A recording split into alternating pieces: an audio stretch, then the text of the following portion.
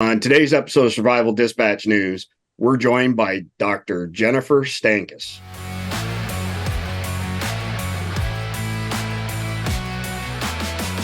Hey guys, today's video is brought to you by USCCA, your source for education, training, and self-defense liability insurance. All right, guys, we're back with Dr. Jennifer Stankus.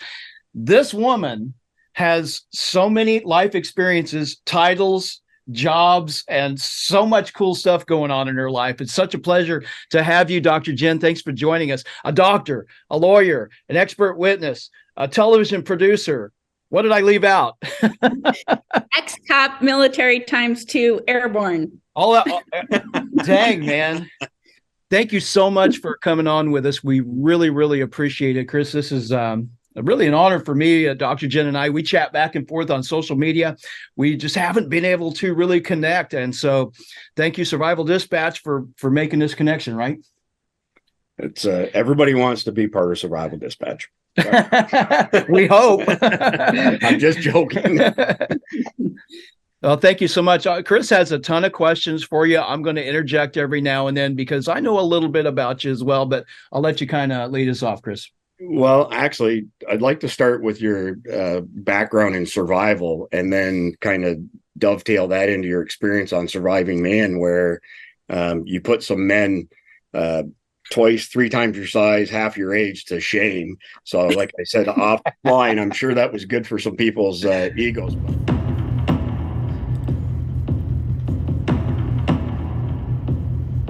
Just training super hard every day.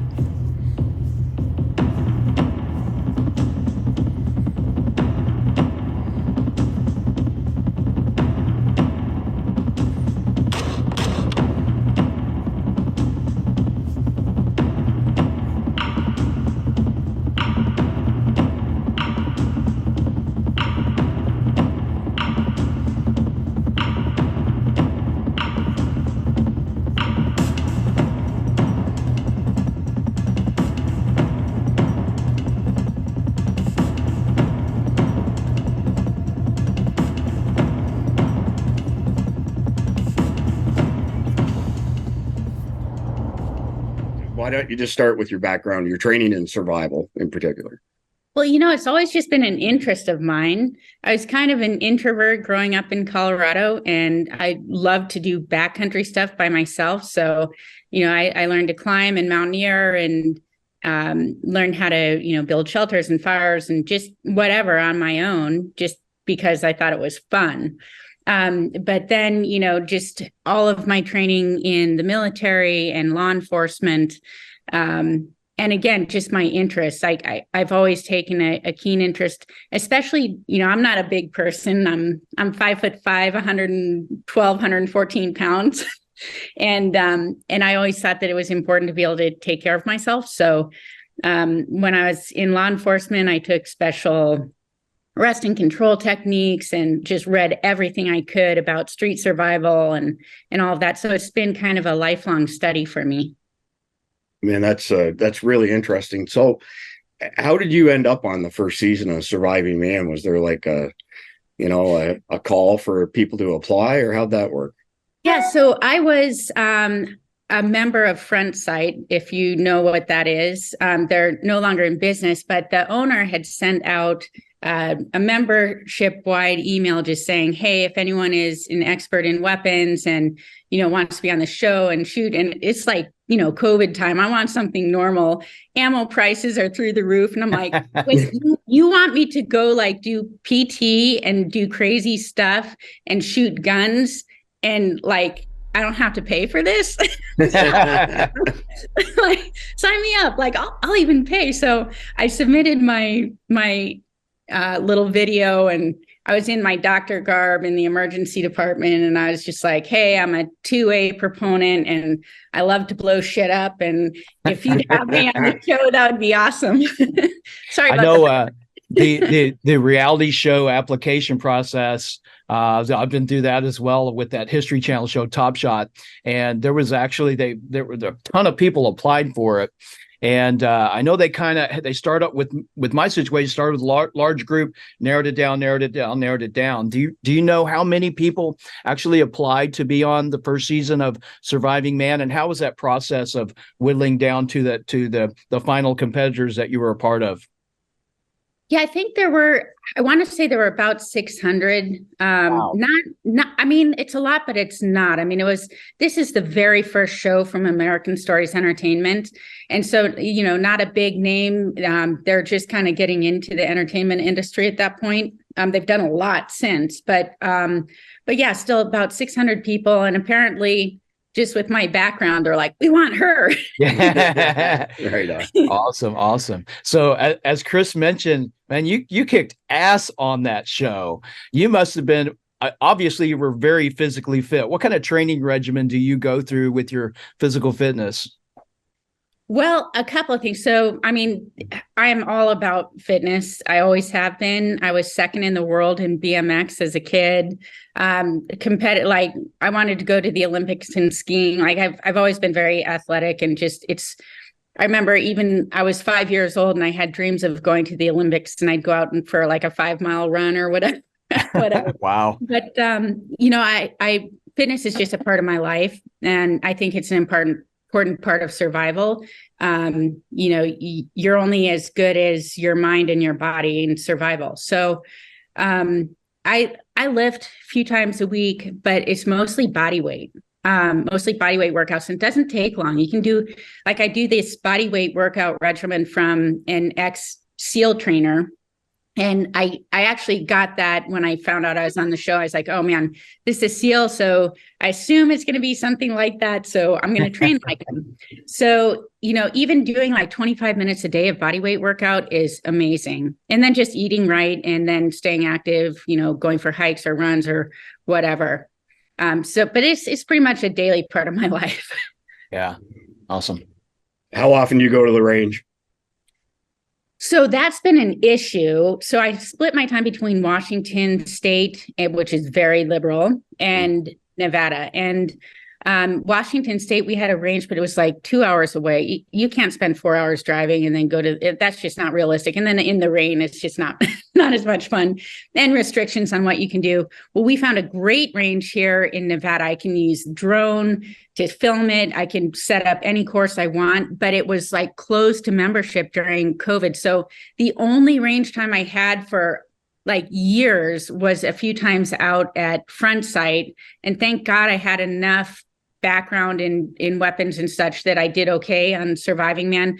But since then, it's been great. I've been doing these Firearms Fridays on my Instagram every week, just a fun drill for people. I'm not a pro shooter, but I just want people to get out and be proficient. If you have guns, you better use them and you better be proficient, because otherwise, someone could get hurt, and we don't want that. But since you mentioned that, shout out your social media for our viewers so they know where they can follow you. So yeah, I appreciate that, because I'm always in Instagram jail for my Firearms Fridays. They can't reconcile me being a doctor and also liking to shoot guns and believing that we should have the right to own them. So it's on Instagram, it's _DR_Jenn. So Dr. Jenn. So _DR_JENN. And if you don't put it in exactly, you won't find me, because they try to hide me. And even yeah, I know. I've been shadow banned. It's crazy. And even when you do put my name in exactly, I'm like the 8th person down. Yeah. Like all these, it's so weird. Yeah. And do you have a YouTube channel going? I do. I think that's just Dr._Jenn. Okay. I'm a lot easier to find on that. Okay, maybe we can throw some links in there. Sure. Awesome. Sorry to cut you off. I know it's important to let people know where they can follow you and follow us at Survival Dispatch as well. So guns, survival, shooting, military background, law enforcement background. How do you juggle all these titles and jobs and things that you're now what is your official title with American Stories as a producer? So this is pretty cool. So, I never say no to a great opportunity, learning or adventure. And that's what's kind of led my life to be as interesting as it has been. And, I've been practicing law and medicine for a long time. And I want a bigger impact. And so when I got involved with American Stories and Surviving Man, I've done 2 seasons now of Surviving Man, and then have now hosted a show called Surviving Man: The Aftermath, where we kind of break it down. Yeah. And then I started talking with the owner, the CEO, Bob, and I was like, Bob, I want to do more. I want to bring more content to people that's really helpful and educational. And so he's like, fine, I'll make you the producer in the military and law enforcement themed content area. And then if you guys want to hear about it, I've got a really exciting show that we're going to be shooting pretty soon. Absolutely. Yeah, 100%. So I had this idea, the crime in this country is totally out of control because of lack of, because of our prosecutor situation, because of the civil climate, but it's out of control. There's no consequence for crime, and so it's going up. Right. So Yeah. People are afraid. Lots of people are buying guns for the first time, which is great as long as you practice and you know what you're doing and you use it. But people don't know what to do, so that's what they do. They buy a gun, they feel like they're safe, and So what I wanted to do is do a show where we put someone through a common crime experience. And this, by the way, I'm going to be co-starring with Sheriff Lamb, which is super exciting. Sheriff Lamb, awesome. Yeah. So the 2 of us will co-star in this. And so we'll put people through this scenario. Things will go very south, as they always do. We'll stop action, rewind, train them up, talk about things that they could have done differently, ways to avoid the situation. If you can't avoid it, what do? Provide them tools to do that, whether it's a firearm or some other self-defense weapon or Byrna, less lethal option, something like that. And then we'll restart the action and see how they do. But I'm really excited to have a bigger impact. Like I want this to be my legacy, to help empower people to live their lives, feel safe, no matter what environment they're in. What's that television show called, and when will we be able to see it? Yeah, so it's going to be called Lifeline. And I think we're going to shoot sometime this summer. And then however long post-production takes, hopefully it'll be out in the fall. But I'm really excited about it. That's very exciting. You mentioned less lethal, and as a former law enforcement officer myself, I'm very familiar with a lot of that. You mentioned Byrna specifically, and before we started taping, we saw a logo somewhere there in your image. There you go, Byrna Nation. Cool. What's your involvement with Byrna, and tell us a little bit about that. Well, so, Byrna is interesting. So I do a lot of expert witness work, and I have been involved in some pretty high profile self-defense cases. And depending on where you are, regardless of whether you're right or wrong, you're in deep trouble. And I didn't even know what Byrna was, but we have a neighbor up in Washington who is an ex-Army helicopter pilot, big 2A guy. He's like, I'm not carrying a fire. He's like, I'll carry a firearm, but my primary self-defense weapon now is Byrna. And I'm like, what in the heck is Byrna? And we started talking about it. I started researching it. And then we bought one. And then we bought another. Every single car we have has one in it. And so I was like, there are 3 kingpin sponsors that I feel like have to be in Lifeline. One is USCCA or something like it. Yep. 2 is Mantis X or something like it. Yeah. Because great training tool. Yeah, wait a minute. It is because yes, exactly. Yeah. My view is that if you're going to if you have a gun on you, before you put that weapon on you, you should at least dry fire a few times, because I know from Surviving Man, when you pick up a weapon cold that you haven't used, it's, you're not going to be as good. So practice, and it's free. Once you buy the product, it's free forever. And then the other one was Byrna, having a less lethal option. And so I reached out to them, and interestingly, I spent the entire day at their headquarters in Las Vegas yesterday. I tested out all their new stuff, including their shotgun round, which is amazing. Amazing. This thing is insane. It will put a dent in a steel door. But it's not going to penetrate skin, right? So it's less lethal, but I guarantee it'll stop the fight. And it's like, it's quiet. It's quiet. You don't have to have ear pro. It's got zero recoil. So, people who want that option or want to train with shotgun. Byrna is excited to release the most innovative, less lethal shotgun technology available to the public in over 30 years. The Byrna 12-gauge kinetic round. The Byrna 12-gauge kinetic is a 61 caliber fin-tailed projectile sabot inside of a 2.5-inch shell, meaning it can be fired from almost every 12-gauge shotgun on the market. Once fired, the clamshell sabot separates and the cantilevered fin tails spin the projectile to increase stability in flight, making it accurate to distances of over 100 feet. Due to the increased weight of the round, even at an average speed of 312 feet per second, the Byrna kinetic round imparts almost 20 joules of force to the target, which is nearly twice that of the standard 68 caliber round balls, thus carrying a devastating amount of stopping power. But even with all this power, the design of the round makes it safe enough to engage targets as close as 5 feet from the muzzle without the fear of lethal penetration.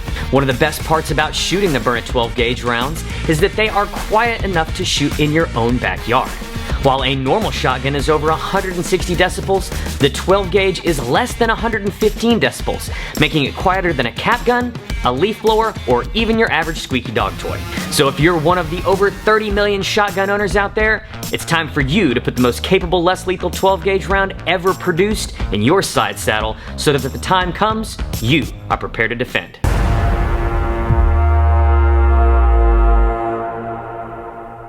They have amazing products. So I'm going to be doing a ton with their social media guy. We may even do some crime scenario things, but just really helping to educate people. That's their mission as well, is empower people to be safe, to feel like they can live their life and not be afraid. Yeah. Chris, can you talk about Survival Dispatch's relationship with Byrna?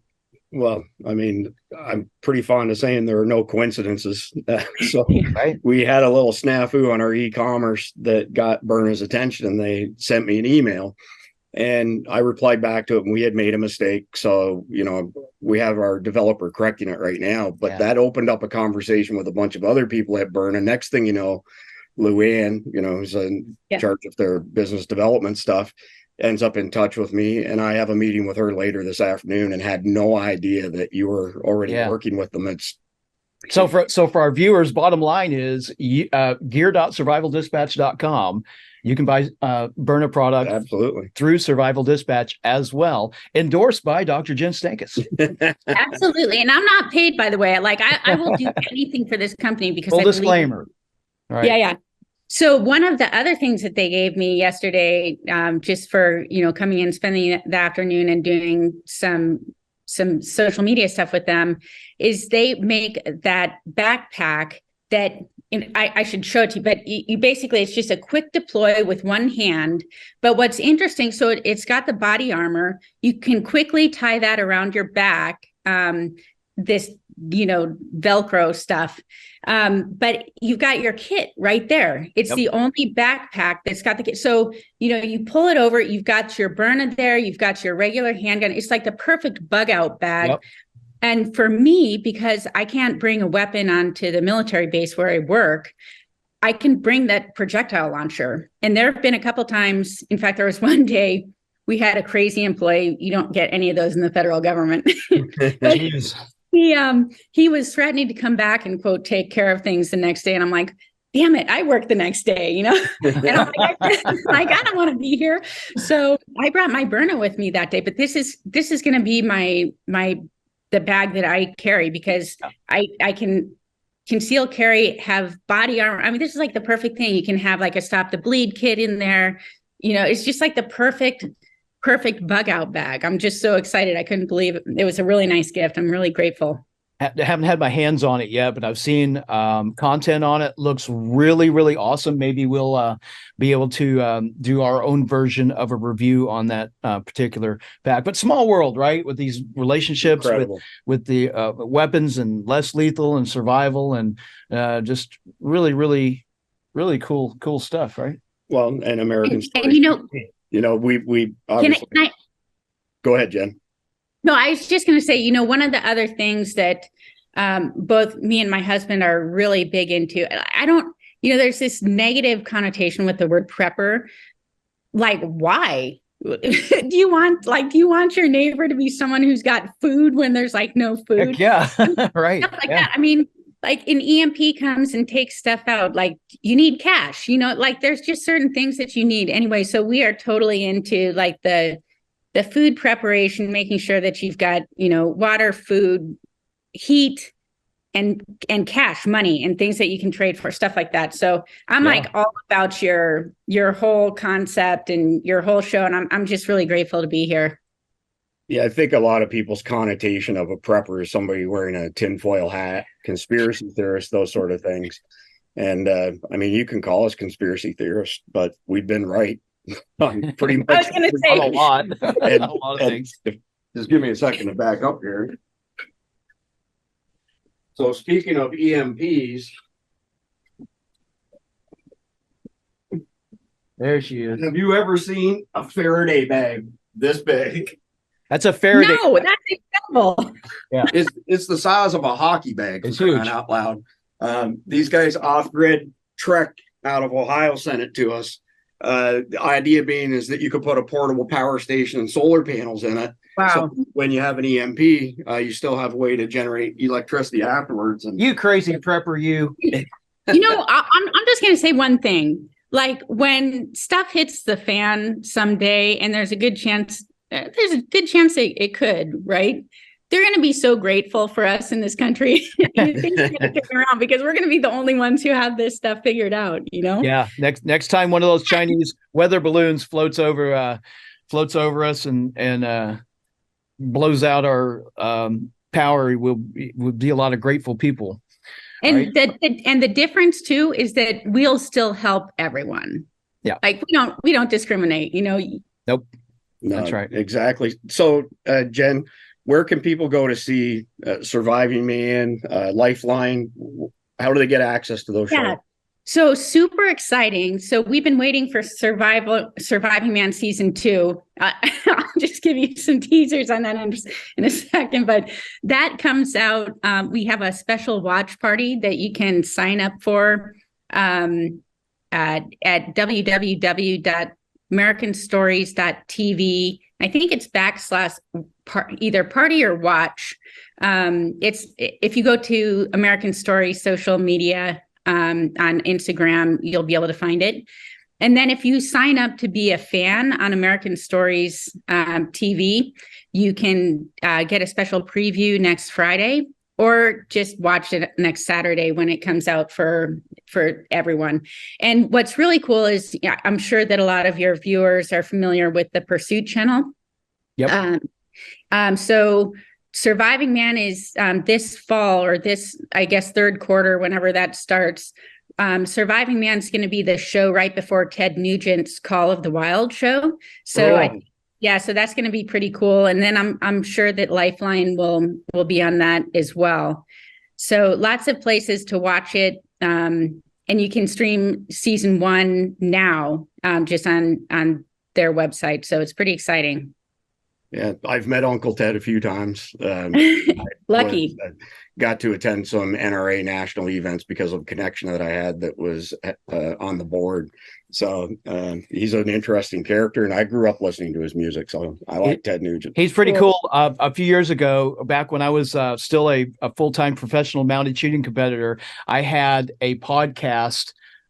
This was like 15 years ago, called Mounted Shooting Talk Radio, and I ran into Ted at SHOT Show. This must have been back in I don't know how long ago it was, and I talked him into giving me an audio bumper, and oh man, I wish I kept that. This is Ted Nugent. You're listening to Mounted Shooting Talk. Oh man, it's so cool. I know I've got that somewhere. Very cool. That's very cool. Yeah. Well, I can't guarantee, but I've heard rumors that season 3 might involve him or his property. I don't know. I don't. Wow. Don't get mad at me. No one blow me up if this isn't true or if I'm wrong.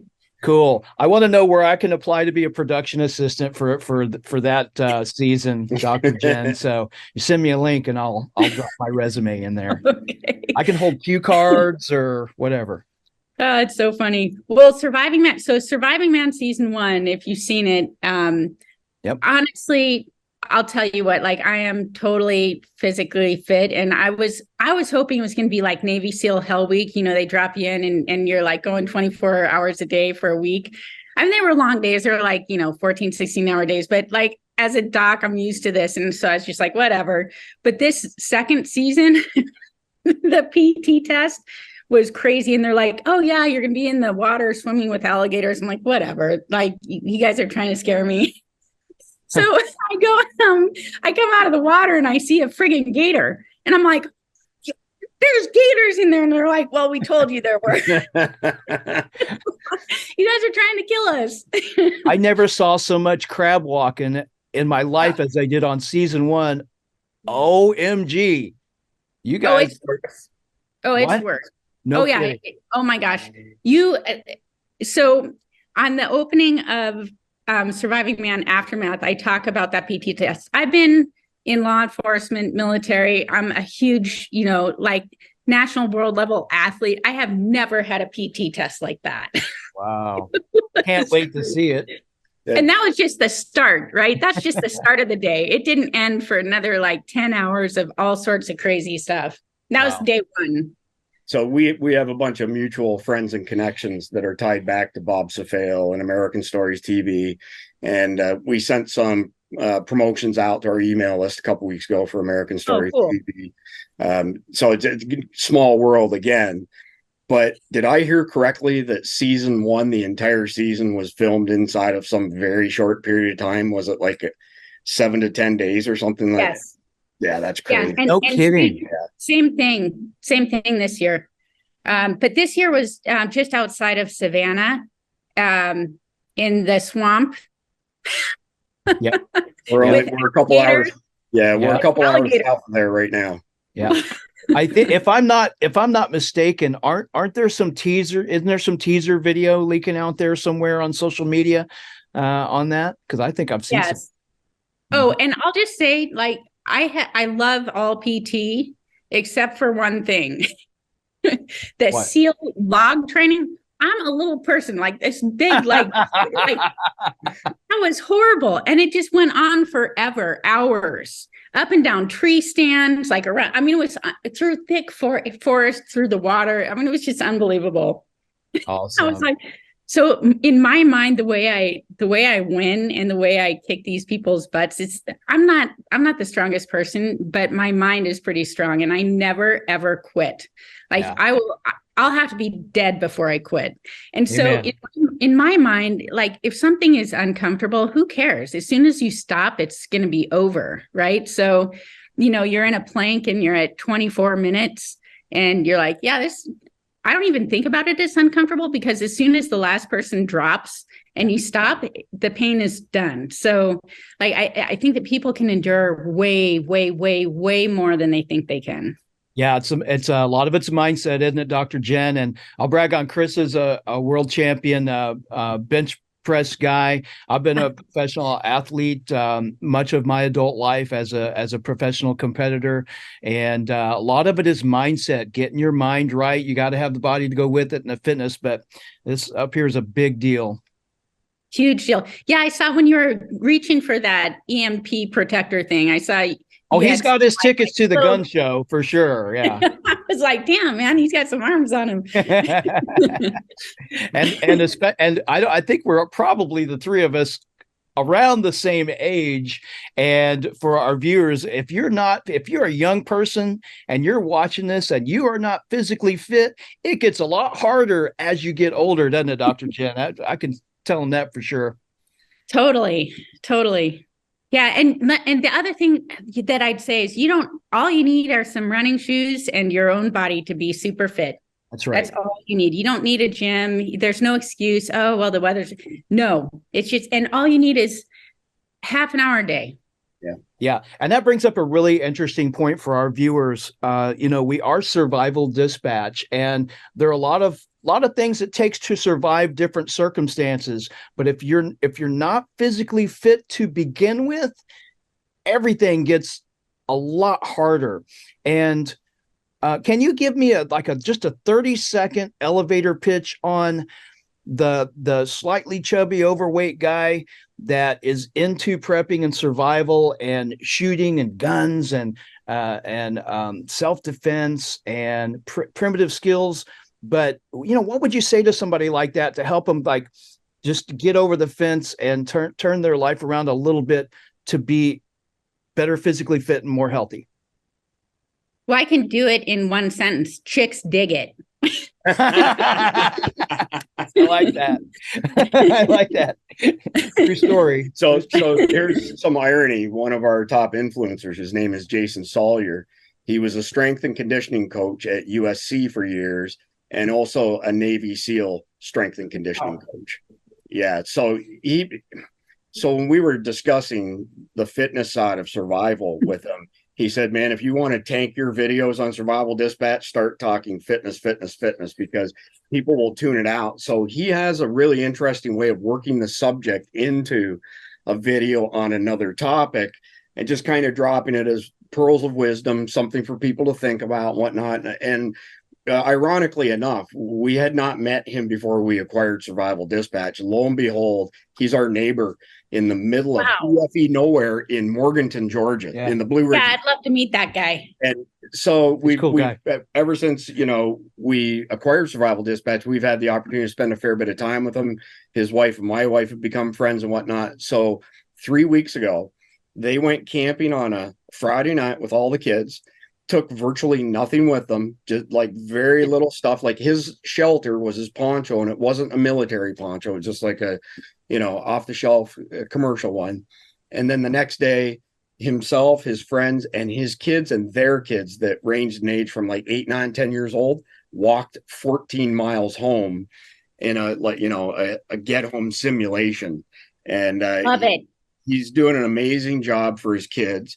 Him and his pastor started this thing called the U.S. Men's Academy, which has aspirations of becoming a national organization to make up for the shortfalls of the Boy Scouts now, because that organization has kind of gone down the tube sort of thing. Again, there's no coincidences. We're all exactly where we're supposed to be. So the fact that we would have the opportunity to acquire Survival Dispatch, and then lo and behold, one of the top influencers for Survival Dispatch lives 5 minutes away from our cabin in the Blue Ridge Mountains. I mean, just amazing stuff. Just getting back to the fitness thing, I agree. You don't want to intimidate people or make them feel bad or anything. But what I would say is that, there were a lot of really good shooters, world-class shooters on Surviving Man. And as soon as you add an element of pretty significant fatigue or exertion, those skills go out the window if you're not fit. And so, part of survival and prepping in my mind is why wouldn't you prep your body to do that 14-mile walkout? And your adventure may begin at that point. It's not ending at that point. It's just starting. And so to prepare yourself to be able to deal with those conditions, I think just makes sense. So we discuss getting home much more frequently than bugging out, because it's our belief that 83% of Americans live in urban environments. The other 17% who are in rural areas are not likely to bug out anywhere. And the people in the city, few of them have places to bug out. So if and when we're attacked again, it'll be like 9/11. They'll attack during morning or afternoon rush hour to inflict the maximum amount of chaos. Average American works 16 miles from home. So we preach, these are the things you need to have with you, not just a get home bag, but to be able to put comfortable shoes on, have, extra pairs of socks, because because you've been through military and law enforcement training, but unless somebody served somewhere in a theater of war like Vietnam, I don't know that they understand how quickly they can be derailed by messing their feet up. Their feet are wet. They've got blisters. You're done. And I know, it's the craziest thing. One little blister can take you out. It's incredible. I agree. We have a very close friend of ours who's been on this channel, who has no idea how this happened, but a couple of weeks ago was in so much pain that he couldn't walk, and ended up in the ER, and has an infection in his pinky toe on his left foot. And the infection started spreading up his leg. It was very aggressive. So they hit him with some IV antibiotics, sent him home with additional antibiotics. And the redness had subsided, and they were marking his leg. I'm sure as a doctor, you know this, like with a felt marker to see what the regression was. And this has been one of my best friends for 25 years. And I got a text message from him earlier today. They're rushing him into the emergency surgery right now because of this infection on his. Really? On his, It sounds like it's probably like necrotizing fasciitis, or like one of those, they call it flesh-eating bacteria or whatever, but they are just really aggressive. So aggressive he had no idea how it got into his foot, but he's got this like bulbous thing of fluid on the side of his toe, on the side of his foot. And they had said something like they didn't want to touch it because they wanted the antibiotics to do their thing instead of opening it up and maybe causing it to spread. But now he's actually probably in surgery right this minute. So we'll say some prayers for him. Absolutely. Yeah. I mean, I said that to him earlier as well, but point being is take your average American, work 16 miles from home, and we have an EMP, or we have a nuclear attack that results in an EMP. Their EFI vehicle's not working. Their gas pumps aren't working, and they need to get home to their family. And it's kind of pretty hard to do that if you're not some element of being physically fit. Yeah. Not everybody's got a horse in the backyard. I see a horse picture on your wall. Dr. Jenn, do you have horses? Grew up with horses. Yeah. I love, I grew up riding. I was never as good as you. I don't know if I could have hit balloons that are moving around while walking around with a rifle or a shotgun.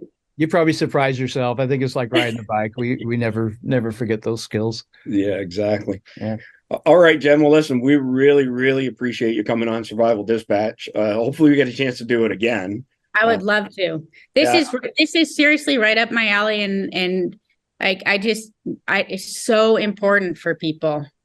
Well, you're very inspirational to many people, and you know, I hate to be repetitive, but for a female who's small stature to kick a bunch of grown man's asses on something like Surviving Man, I mean, that's a real feather in your cap. I mean, obviously everything else, being a doctor and being an attorney, is very impressive as well.